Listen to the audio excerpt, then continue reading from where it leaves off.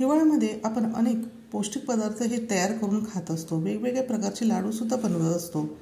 नमस्कार, झकास रेसिपीजमध्ये आज आपण असाच एक पौष्टिक पदार्थ बनवणार आहोत जो कमी साहित्यात बनतो पण तरीही अगदी पौष्टिक तयार होतो. ते म्हणजे गुळपापडी. ही गुळपापडी बनवायला अतिशय सोपी आहे आणि अगदी मऊसूत चविष्ट अशी ही गुळपापडी तयार होते. आता सर्वात आधी एक कढई घेतली आहे आणि त्यामध्ये 1 कप एवढे साजूक तूप घालून घेतलेले आहे. गुळपापडी आपल्याला पौष्टिक जर हवी असेल तर त्यामध्ये साजूक तुपाचाच वापर आपल्याला करायचा आहे. मग ते गाईचे अथवा म्हशीचे तूप वापरले तरीसुद्धा चालणार आहे. ज्या कपाने आपण तूप मोजले होते त्याच कपाने 2.5 कप एवढे गव्हाचे पीठ या तुपामध्ये मी घालून घेतलेले आहे. गुळपापडी तयार करताना आपल्याला जास्त साहित्य लागत नाही, पण आता आपण जे साहित्य घेणार आहोत तर त्यासाठी एकाच कपाचा अथवा वाटीचा वापर आपल्याला करायचा आहे. आता आपल्याला गॅसची फ्लेम अगदी लो ठेवून खमंग असे हे गव्हाचे पीठ तुपामध्ये भाजून घ्यायचे आहे. त्यासाठी आपल्याला हे पीठ एकसारखे हलवत राहायचे आहे आणि हे पीठ आपण परतवत असताना त्यामध्ये ज्या गाठी झाल्या आहेत तर त्यासुद्धा आपल्याला मोडण्याचा प्रयत्न करायचा आहे. सुरुवातीला आपल्याला आता हे मिश्रण खूप जास्त प्रमाणात कोरडे वाटते आहे, पण जसजसे हे गव्हाचे पीठ भाजले जाईल तसतसे याला तूप सुटायला सुद्धा सुरुवात होणार आहे. आता एका बाजूला गव्हाचे पीठ भाजले जात आहे तोपर्यंत आपण वड्यांची काही पूर्वतयारी ही करून घेणार आहोत. त्यासाठी एक ताट घेतलेले आहे आणि त्या ताटाला आपल्याला तूप लावून घ्यायचे आहे. तुपाऐवजी तेल लावले तरीसुद्धा चालणार आहे. म्हणजे कसे की ज्यावेळेस आपण यामध्ये गुळपापडी तयार करणार आहोत त्यावेळेस अजिबात घाई गर्दी होणार नाही. आता आपण सर्व ताटाला व्यवस्थित असे तूप लावून घेतलेले आहे. त्यानंतर इथे मी पाव कप एवढा डिंक घेतलेला आहे. जो आपण लाडूसाठी वापरतो तोच डिंक आपल्याला इथे वापरायचा आहे. तर तुम्ही बघू शकतात की इथे मी हा जो डिंक घेतलेला आहे तर तो अजिबात तुपामध्ये तळून वगैरे न घेता कच्चाच डिंक वापरणार आहे. पण आता आपल्याला हा डिंक असाच न वापरता हा मिक्सरमधून तळून याची बारीक पावडर आपल्याला करून घ्यायची आहे. दुसऱ्या बाजूला तुम्ही बघू शकता 5 ते 7 मिनिटं झालेली आहेत आणि ह्या गव्हाच्या पिठाचा रंगसुद्धा पहिल्यापेक्षा थोडासा डार्क दिसायला सुरुवात झाली आहे.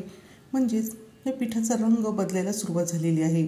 याचाच अर्थ असा की हे गव्हाचे पीठ छान असे खमंग भाजायला सुद्धा सुरुवात झालेली आहे.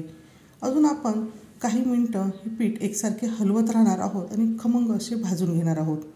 साधारणतः 10 ते 15 मिनिटं झालेली आहेत आणि तुम्ही बघू शकतात की हे पीठ छान असे सैलसर दिसायला सुरुवात झालेली आहे. म्हणजेच याला तूप सुटायला सुरुवात झालेली आहे. आता आपण यामध्ये बारीक दळून घेतलेला जो डिंक आहे तो घालणार आहोत. आता हा कच्चा डिंक जरी आपण घातलेला असला तरीसुद्धा हे गव्हाचे पीठ खूप जास्त प्रमाणात गरम आहे. त्यामुळे त्या उष्णतेने हा डिंक पूर्णपणे व्यवस्थित असा भाजला जाणार आहे. म्हणजेच तो कच्चा अजिबात राहणार नाही. गुळपापडीमध्ये डिंक घातल्यामुळे आपली ही गुळपापडी अजूनच छान पौष्टिक तर होणार आहे. त्याचबरोबर ह्या भाजलेल्या डिंकाचा खाताना खूप छान असा क्रंच या वडीला लागणार आहे आणि एकसारखे आपण हलवत राहून हा डिंक या पिठाबरोबर छान असा भाजून घ्यायचा आहे. आता तुम्ही बघू शकता डिंक हा पिठामध्ये व्यवस्थित असा एकजीवसुद्धा झालेला आहे आणि कुठेही हा डिंक कच्चा असल्यासारखे आपल्याला इथे जाणवत नाही. आणि आता आपले हे पीठसुद्धा भाजलेले आहे, त्याचबरोबर डिंकसुद्धा भाजलेला आहे. तर मी तुम्हाला डिंकाचा एक दाणा हातावर घेऊन दाखवणार आहे. तर खूप छान असा हा डिंक फुललेला आहे, त्यामुळे या पिठालासुद्धा जाळीदारपणा आलेला आहे. आता या ठिकाणी आपले गव्हाचे पीठ पूर्णपणे भाजून झालेले आहे. तर लगेचच आपल्याला गॅसची फ्लेम बंद करायची आहे. यापेक्षा आपल्याला अजून जास्त हे पीठ भाजायचे नाही. छान असा तांबूस रंग आलेला आहे, त्याचबरोबर खमंग असा वास आलेला आहे. म्हणजे समजावे की गव्हाचे पीठ हे भाजले गेलेले आहे. साधारणतः हे पीठ भाजण्यासाठी मला 17 ते 18 मिनिटं लागलेली आहे आणि हे पीठ भाजताना मी गॅसची फ्लेम शेवटपर्यंत लोच ठेवलेली होती. आता आपल्याला एखादा मिनिटभर हे पीठ थोडेसे थंड होऊ द्यायचे आहे. तोपर्यंत आपण यामध्ये 1 चमचा घालून घेणार आहोत सुंठ आणि जायफळाची पावडर. त्याचबरोबर आपण यामध्ये 1 कप एवढा बारीक चिरून घेतलेला गूळसुद्धा घालायचा आहे. इथे आपल्याला चिक्कीच्या गुळाचा वापर न करता साधाच आपण रोजच्या वापरातला जो गूळ आहे तर त्याचाच वापर करायचा आहे. लक्षात ठेवा हे मिश्रण खूप जास्त गरम असतानाच लगेचच गूळ घालायचं नाही, नाहीतर आपली गुळपापडी ही कडक होऊ शकते. त्यामुळे मी इथे एखादा मिनिटभर थांबून त्यानंतरच यामध्ये गूळ हा घालून घेतलेला आहे. गूळ घालताना शक्यतो गूळ हा बारीक चिरून घालायचा आहे अथवा हा गूळ बारीक किसून घातला तरीसुद्धा चालणार आहे, जेणेकरून या मिश्रणामध्ये गूळ हा पटकन असा विरघळला जाईल. आता जर तुम्हाला यामध्ये काही गाठी वाटत असतील किंवा काही गुळाचे खडे जाणवत असतील तर अशा वेळेस ग्लासाने हे मिश्रण अशा पद्धतीने छान असे एकजीव करून घ्यायचे आहे, म्हणजे त्यामध्ये काही गाठी राहणार नाही, त्याचबरोबर गुळाचे खडेसुद्धा राहणार नाही। आणि हे मिश्रण एकजीव झाल्यावर लगेच गरम असतानाच आपल्याला याची गुळपापडी ही तयार करून घ्यायची आहे। आता हे मिश्रण गरम आहे तर मी लगेच ताटामध्ये काढून घेतलेले आहे आणि लगेचच आपण ही जी गुळपापडी आहे तर ती तयार करायला घेणार आहोत। आता आपल्याला हे मिश्रण थोडेफार प्रमाणात कोरडे वाटते, त्यामुळे असं वाटतं की गुळपापडी ही व्यवस्थित तयार होईल की नाही, पण जसजसे आपण हे मिश्रण पसरवणार आहोत तर बरोबर या मिश्रणाला तूप सुटायला सुरुवात होते। सर्वात आधी आता हे सर्व मिश्रण मी ताटामध्ये सर्व बाजूने व्यवस्थित असे पसरवून घेणार आहे आणि त्यानंतर वरचे जो भाग आहे तो छान असा आपल्याला प्लेन करून घ्यायचा आहे।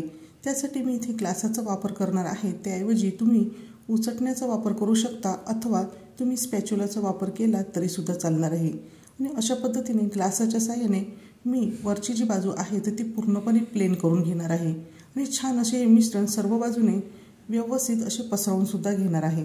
जसजसं मी या मिश्रणावरून ग्लास फिरवत आहे तसतसे या गुळपापडीच्या मिश्रणाला तूप सुटायला सुरुवात झालेली आहे। आता हे मिश्रण गरम असतानाच आपण या गुळपापड्या कट करून घ्यायच्या आहे, कारण की थंड जर झाले हे मिश्रण तर त्याच्या गुळपापड्या व्यवस्थित अशा कट होणार नाही। आणि त्यानंतर हे मिश्रण पूर्णपर्यंत थंड होईपर्यंत अथवा अर्धा ते पाऊण तासासाठी आपण हे मिश्रण सेट होण्यासाठी ठेवणार आहोत। थंडीमुळे गुळपापडी ही सेट व्हायला खूप जास्त वेळ लागत नाही आणि अगदी अर्ध्या तासामध्येच ही गुळपापडी व्यवस्थित अशी सेट झालेली आहे।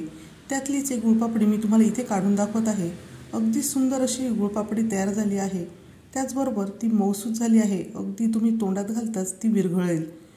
आणि हो, त्याचबरोबर ही गुळपापडी पौष्टिक आणि चविष्टसुद्धा झाली आहे। तर ह्या हिवाळ्यामध्ये अगदी कमीत कमी साहित्यामध्ये झटपट होणारी अशी मऊसूत, चविष्ट, खुसखुशीत, त्याचबरोबर पौष्टिक अशी गुळपापडी तुम्हीसुद्धा नक्कीच बनवून बघा आणि ती तुम्हाला कशी वाटली हे कमेंट करून सांगायला विसरू नका। व्हिडिओ जर आवडला असेल तर व्हिडिओला लाईक करा, शेअर करा आणि झकास रेसिपी चॅनलवर नवीन असाल तर झकास रेसिपी चॅनलला सबस्क्राईब नक्की करा। पुन्हा भेटूया अशाच एका छानशा आणि झकास रेसिपीसोबत।